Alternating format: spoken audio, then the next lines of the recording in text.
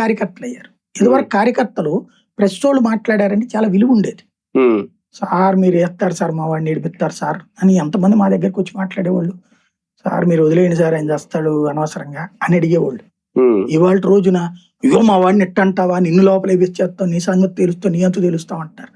ఇప్పుడు వాడిని అడిగడం వల్ల నీకు నాకు ఉరిగేది ఏంది? మనకేమో 10 రూపాయల జీతం ఎవరు, కానీ అది నీ కోసం అడుగుతున్నావు.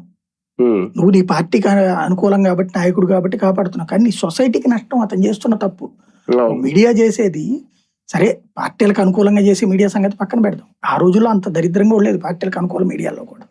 క్వశ్చన్ సిస్టమ్ అంతా నడిచింది.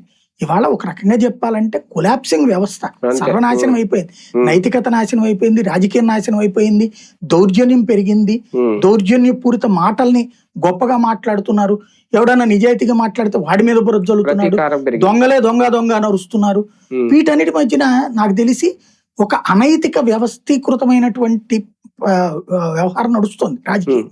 ఇట్లాంటి దాంట్లో ఏదో మారుతారు, ఎవడో మారుతాడంటే భగవంతుడు ఏమైనా మార్చాలి, అంతే, మన చేతుల్లో ఏం లేదు. మావగన్ అజెండా గానీ 2029 ఎన్నికలకి ఇప్పుడు హే రామ్ సేవాంధ్ర నినాదం స్లోగన్ గానీ ఇలాంటివి ఒక సక్రమైన బాటలోనే వెళ్ళిపోతుందా 29 ఎన్నికలకి వైసీపీ? కొట్టాలని వాళ్ళు ప్రయత్నిస్తారు, దాన్ని కన్స్ట్రక్టివ్